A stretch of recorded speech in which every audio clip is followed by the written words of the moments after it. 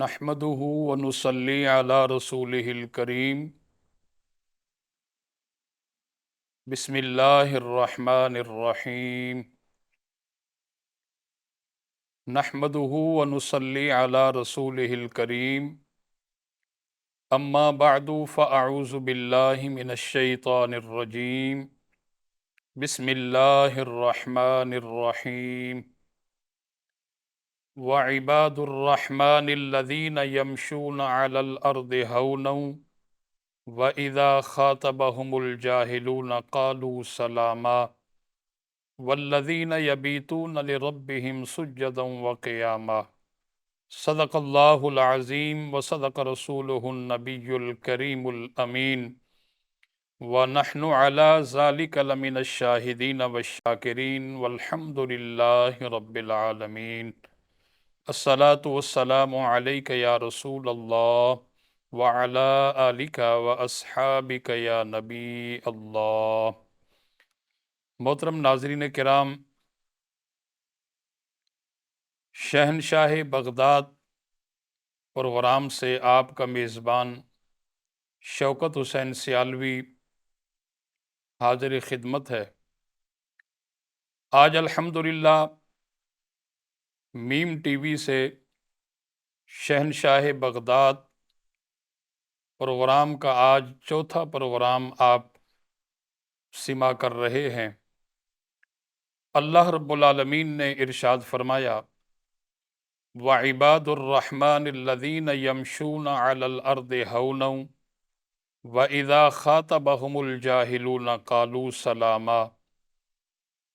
رب رحمان کے کچھ خاص بندے ایسے ہیں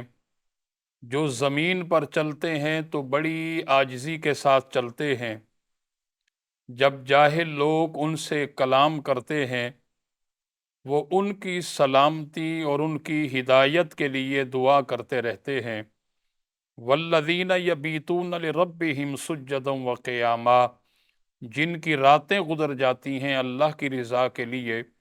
قیام اور سجدہ کرتے کرتے۔ محترم ناظرین کرام، اللہ رب العالمین نے اپنے ان خاص بندوں کو یعنی اولیاء کرام کو بہت بڑا مقام اور مرتبہ عطا فرمایا۔ چنانچہ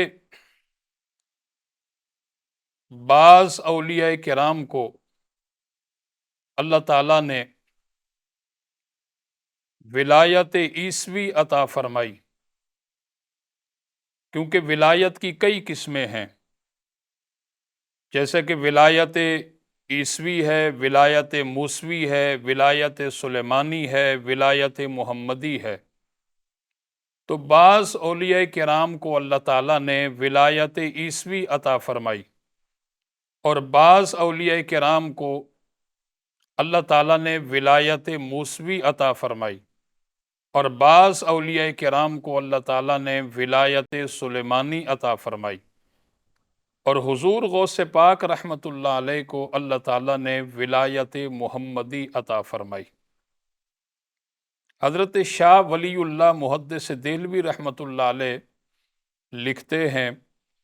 کہ پہلے انبیاء کرام سے اتنے زیادہ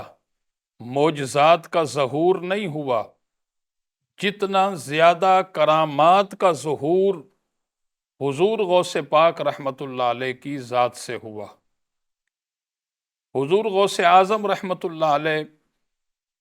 آپ کی اتنی بڑی شان، اتنا بڑا مقام اور مرتبہ ہے کہ وہ اولیاء کرام جو کہ 70 برس یا 80 برس عبادات کر کے، ریاضت کر کے جو مقام اور مرتبہ حاصل کرتے ہیں، وہ مقام اور مرتبہ حضور غوث پاک رحمۃ اللہ علیہ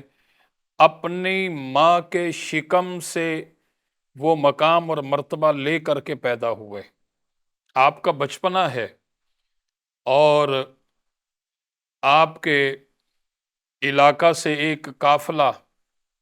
حج کے لیے جا رہا ہے، اور حضور غوث پاک رحمۃ اللہ علیہ نے اپنی والدہ صاحبہ کی خدمت عالیہ میں عرض کی کہ امی جان، میرے علم میں یہ بات آئی ہے کہ کچھ لوگ ایک قافلے کے ذریعے حج کی سعادت حاصل کرنے جا رہے ہیں۔ میری یہ خواہش آرزو ہے کہ میں بھی اس قافلے کے ساتھ شامل ہو کر کے اس بار حج کی سعادت حاصل کر لوں۔ آپ کی والدہ نے فرمایا کہ بیٹا، عمر بہت چھوٹی ہے اور ابھی آپ کا جو وقت ہے وہ علم حاصل کرنے کا وقت ہے۔ آپ علم حاصل کریں، اور جب آپ اپنے علوم سے فارغ ہو جائیں گے اور اس کے بعد انشاءاللہ آپ کو حج کی سعادت بھی نصیب ہو جائے گی۔ اب جب وہ قافلہ روانہ ہوا اور حضور غوث پاک رحمۃ اللہ علیہ اپنے مکان کی چھت پر کھڑے ہو کر کے ٹکٹکی باندھ کر کے اس قافلے کو دیکھ رہے ہیں، اور جیسے جیسے وہ قافلہ آگے بڑھتا چلا گیا اور حضور غوث پاک رحمۃ اللہ علیہ کی کیفیت بدلتی چلی گئی، یعنی وہ دل کے اندر ایک خواہش اور ایک آرزو تھی اور ایک تمنا تھی کہ میں بھی کاش کہ اس قافلے کا حصہ ہوتا، اور یہ قافلہ منزلیں طے کرتے کرتے یہ جو ہے مکۃ المکرمہ کی سرزمین پر داخل ہوگا، اور اس کے بعد پھر حرم شریف کے اندر داخل ہوگا، بیت اللہ شریف کا طواف کرے گا، صفا اور مروہ کی سعی کریں گے۔ لہٰذا وہ ساری ایک خواہش اور ایک تڑپ آپ کے دل کے اندر تھی، اور اس سے لے کر کے آپ اس قافلے کو دیکھ رہے ہیں۔ جیسے ہی وہ قافلہ آپ کی نگاہوں سے اوجھل ہوا، محترم ناظرین کرام،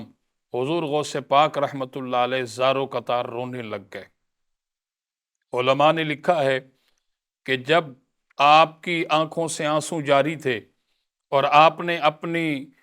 آنکھوں سے وہ آنسو صاف کیے، اور جب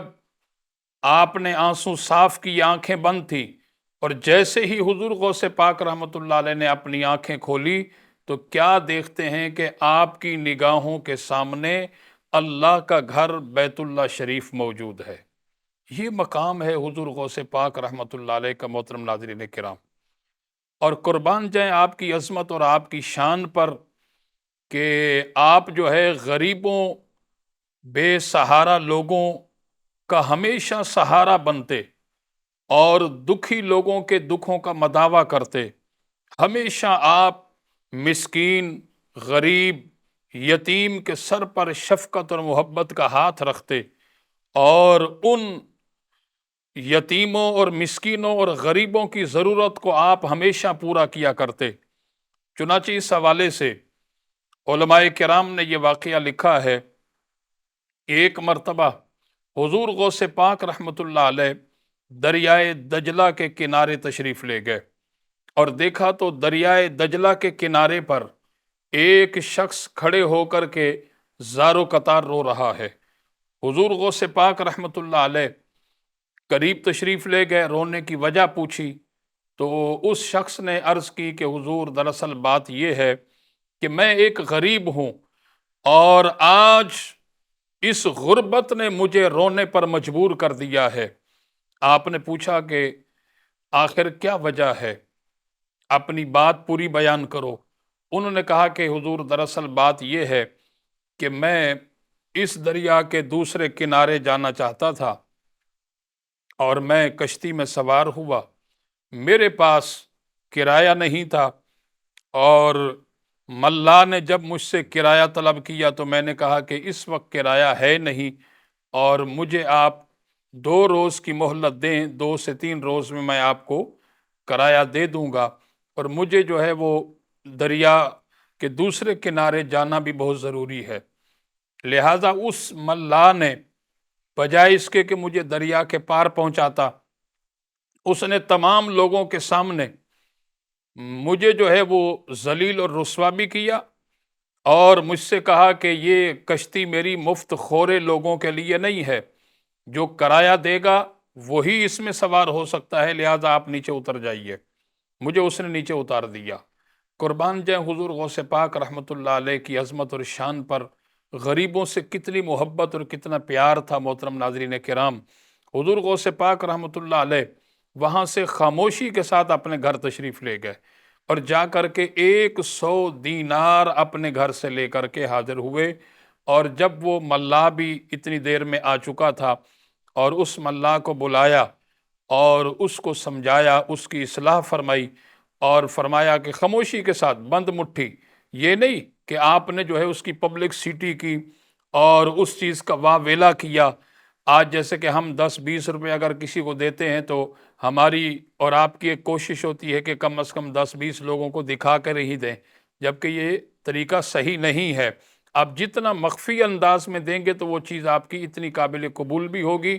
اور اکمل اور کامل مقام بھی اس سے مل جائے گا۔ حضور غوث پاک رحمۃ اللہ علیہ نے خاموشی کے ساتھ وہ 100 دینار دیے اور فرمایا کہ یہ میری وصیت نصیحت یاد رکھو، جب بھی کوئی غریب تمہاری کشتی کے اندر سوار ہو، کسی کو رسوا اور ذلیل مت کیا کرو، بلکہ ان پیسوں میں سے آپ اس کا کرایہ کاٹ لیا کرو۔ جیسے ہی یہ رقم آپ کے پاس ختم ہو جائے تو میں آپ کو مزید اور رقم جو ہے وہ ادا کر دوں گا۔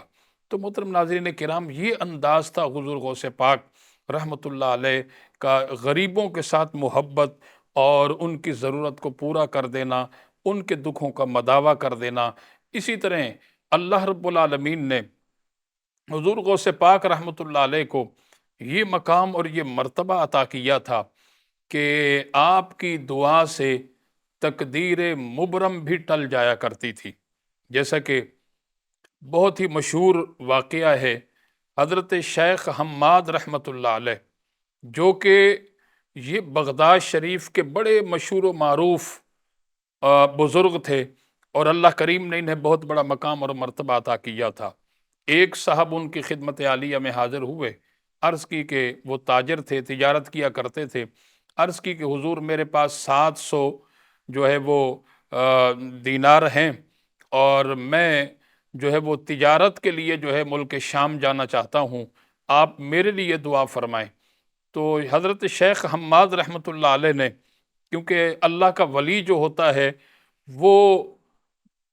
زمین پر بیٹھے بیٹھے لوح محفوظ کو بھی دیکھ لیتا ہے، بلکہ اللہ کا کامل ولی لوح محفوظ کو اس طرح دیکھتا ہے جس طرح میں اور آپ اپنے ہاتھ کی ہتھیلی کو دیکھتے ہیں۔ یہ اللہ کے ولی کی شان ہے۔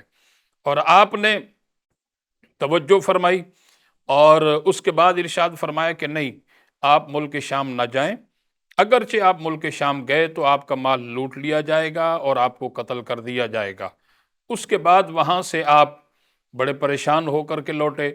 اور حضور غوث پاک رحمۃ اللہ علیہ کی خدمت عالیہ میں حاضر ہوئے، ان سے اجازت طلب کی تو حضور غوث پاک رحمۃ اللہ علیہ نے ارشاد فرمایا کہ جاؤ، میں تمہارے لیے دعا کرتا ہوں کہ اللہ کریم تمہیں کامیابی سے ہمکنار فرمائے گا۔ اب وہ تاجر ملک شام چلا گیا اور اس کے پاس جتنی وہ رقم تھی اس نے جا کر کے وہاں جو ہے وہ تجارت کی اور اس میں اس سے فائدہ بھی ہوا۔ اور اس کے بعد محترم ناظرین کرام، ایک مقام پر وہ بیت الخلاء کے اندر جب گیا، وہ جو مال کی جو تھیلی تھی رقم کی اس نے طاق کے اندر رکھی، اور بیت الخلاء سے جب فارغ ہو کر کے آیا تو وہ اپنے مال کی رقم کی تھیلی وہاں بھول گیا۔ جب اپنے ڈیرے پر گئے وہاں جا کر کے سو گئے، رات کو حالت خواب کے اندر اس نے دیکھا کہ ڈاکوؤں نے ہمارے قافلے کو لوٹ لیا اور سارے کے سارے لوگوں کو بھی قتل کر دیا، مجھے بھی قتل کر دیا۔ تو گھبرا کے پریشان ہو کر کے اچانک وہ اٹھے اور دیکھا تو وہ خواب تھا۔ پھر اس کے بعد یاد آیا کہ میں بیت الخلاء کے اندر گیا تھا اور میری وہ تھیلی جو تھی وہ طاق میں نے رکھی، وہ تو میں وہاں بھول آیا۔ پھر وہاں جا کر کے دیکھا تو وہ بھی اپنی جگہ پر موجود تھی، وہ مال کی تھیلی بھی اٹھا کر کے آپ لائے۔ اب جب بغداد شریف پہنچے، حضرت شیخ حماد رحمۃ اللہ علیہ سے ملاقات ہوئی تو ان کی خدمت عالیہ میں عرض کی کہ حضور میں تو چلا گیا تھا اور مجھے اس میں فائدہ ہوا۔ تو حضرت شیخ حماد رحمۃ اللہ علیہ نے فرمایا کہ تم اس غوث اعظم کی خدمت عالیہ میں جاؤ جنہوں نے تمہارے لیے ایک مرتبہ نہیں بلکہ 17 مرتبہ دعا کر کے تمہاری قتل کی حقیقت کو اللہ نے خواب کے اندر بدل دیا۔ اور اسی طرح وہ تاجر کہتے ہیں کہ پھر میں حضور غوث پاک رحمۃ اللہ علیہ کی خدمت عالیہ میں حاضر ہوا اور اپنا یہ پورا واقعہ بیان کیا تو حضور غوث پاک رحمۃ اللہ علیہ کتنا لوگوں سے پیار اور محبت کیا کرتے تھے محترم حاضرین کرام، کہ آپ فرماتے ہیں کہ مجھے رب ذوالجلال کی قسم ہے جس کے قبضہ قدرت میں میری جان ہے کہ میں نے تمہارے لیے 70 بار اللہ کی بارگاہ میں دعا کی، اور اللہ کریم کی بارگاہ میں دعا کر کے اللہ نے تمہارے قتل کی حقیقت کو خواب کے اندر بدل دیا۔ اسی طرح حضور غوث پاک رحمۃ اللہ علیہ کی کرامات کے حوالے سے بہت سارے واقعات ملتے ہیں۔ ایک واقعہ جو کہ حضرت مجدد الفسانی شیخ احمد سرہندی رحمۃ اللہ علیہ آپ کے شہزادوں کو پڑھانے کے لیے آتے تھے۔ حضرت شیخ طاہر لاہوری جو کہ بہت بڑے عالم دین تھے، وہ آپ کے شہزادوں کو تعلیم دیا کرتے، اور ایک مرتبہ حضرت مجدد الفسانی رحمۃ اللہ علیہ نے اپنے شہزادوں سے کہا کہ میرے شہزادوں، تمہارے جو استاد محترم ہیں ملا طاہر لاہوری، یہ بہت بڑے قابل ہیں، بہت بڑے علامہ ہیں، صاحب علم ہیں، لیکن ان کی پیشانی پر شک لکھا ہوا ہے، اور شک کی وجہ سے شقاوت کا نتیجہ جہنم ہے، اور لہٰذا اس شک کی وجہ سے یہ کہیں جہنم میں نہ چلے جائیں۔ تو اس کے بعد جب شاگردوں نے، یعنی حضرت ملا طاہر لاہوری کے شاگرد اور حضرت مجدد الفسانی کے شہزادوں نے یہ بات سنی، تو وہ بڑے پریشان رہنے لگ گئے، اور استاد اپنے شاگردوں کی کیفیت کو سمجھتا ہے، اور جب وہ پڑھنے کے لیے اپنے استاد محترم کی خدمت میں حاضر ہوئے تو ملا طاہر لاہوری نے دیکھا کہ آج ان کی کچھ حالت تبدیل ہے، ان کی کیفیت کچھ چینج ہے، تو پوچھا کہ بیٹا کیا بات ہے، کیوں پریشان ہو؟ کچھ پریشانی کے آثار میں دیکھ رہا ہوں۔ تو شہزادوں نے بتایا کہ حضرت بات دراصل یہ ہے کہ ہمارے والد گرامی حضرت مجدد الفسانی رحمۃ اللہ علیہ نے آپ کی تقدیر کے بارے میں ہمیں بتایا ہے، لہٰذا ہم نے جب سے یہ بات سنی ہے تو تب سے ہم پریشان حال ہیں۔ ملا طاہر لاہوری نے کہا بھی کیا کہا؟ کہنے لگے کہ آپ کے استاد محترم بڑے قابل ہیں، صاحب علم ہیں، لیکن پیشانی پر شک ہے، شقاوت کی وجہ سے جہنم ہے، اس لیے ہم پریشان حال ہیں کہ ہم مجدد الفسانی کے شہزادے، آپ ہمارے استاد اتنے بڑے صاحب علم، لیکن آپ جو ہے وہ جہنم میں جائیں تو یہ چیز ہمیں گوارا نہیں ہے۔ تو حضرت ملا طاہر لاہوری نے کہا کہ شہزادو، آپ کے والد گرامی کو جس رب نے میری تقدیر کے بارے میں بتایا ہے، آپ اپنے والد گرامی سے کہیں کہ وہ میری تقدیر کے بارے میں اللہ کریم کی بارگاہ میں دعا کریں کہ وہ باری تعالیٰ میری اس تقدیر کو جو ہے وہ ٹال دے، ختم کر دے۔ اس کے بعد حضرت مجدد الفسانی رحمۃ اللہ علیہ کی خدمت میں جب شہزادوں نے درخواست پیش کی تو حضرت مجدد الفسانی نے اللہ کریم کی بارگاہ میں دعا کی، اللہ نے آپ کے سامنے لوح محفوظ کو کر دیا۔ اب جب لوح محفوظ آپ کے سامنے ہے، آپ نے دیکھا کہ اس لوح محفوظ پر تو ملا طاہر لاہوری کی تقدیر مبرم لکھی ہوئی ہے۔ تقدیر معلق وہ تقدیر ہے، اگر کسی کے بارے میں لکھی گئی ہو، کوئی اللہ کا نیک بندہ، اللہ کا برگزیدہ بندہ دعا کر دے تو تقدیر معلق ٹل جاتی ہے، لیکن تقدیر مبرم وہ ہے جو کہ دعا سے بھی نہیں ٹلتی۔ اس کے بعد حضرت مجدد الفسانی رحمۃ اللہ علیہ کو حضور غوث پاک رحمۃ اللہ علیہ کا وہ قول یاد آیا کہ حضور غوث پاک رحمۃ اللہ علیہ نے فرمایا کہ اللہ کریم نے مجھے یہ مقام اور یہ مرتبہ عطا کیا ہے، اگرچہ کسی کی تقدیر مبرم بھی لکھی جا چکی ہو، میں اس کے لیے دعا کر دوں تو اللہ کریم اس کی تقدیر مبرم کو بھی ٹال دیتا ہے۔ لہذا حضرت مجدد الفسانی رحمۃ اللہ علیہ نے اللہ کریم کی بارگاہ میں اس طرح دعا کی کہ باری تعالیٰ تیرے خاص بندے، تیرے محبوب بندے حضور غوث پاک رحمۃ اللہ علیہ کا قول ہے، میں غوث پاک کا تجھے واسطہ اور صدقہ دیتا ہوں، ملا طاہر لاہوری کی اس تقدیر مبرم کو ٹال دے۔ اللہ کریم نے غیب سے آواز آئی کہ اے مجدد الفسانی، ہم نے غوث پاک کے صدقے ملا طاہر لاہوری کی تقدیر مبرم کو ٹال دیا ہے۔ تو حضور غوث پاک رحمۃ اللہ علیہ کا یہ مقام ہے کہ آپ کی دعا سے تقدیر مبرم بھی ٹل جایا کرتی تھی۔ اللہ تعالی ہمیں ان تمام واقعات کو سمجھنے کی، عمل کرنے کی توفیق عطا فرمائے۔ کل تک اپنے میزبان مقرر شوکت حسین سیالوی کو اجازت دیجیے۔ السلام علیکم ورحمۃ اللہ وبرکاتہ۔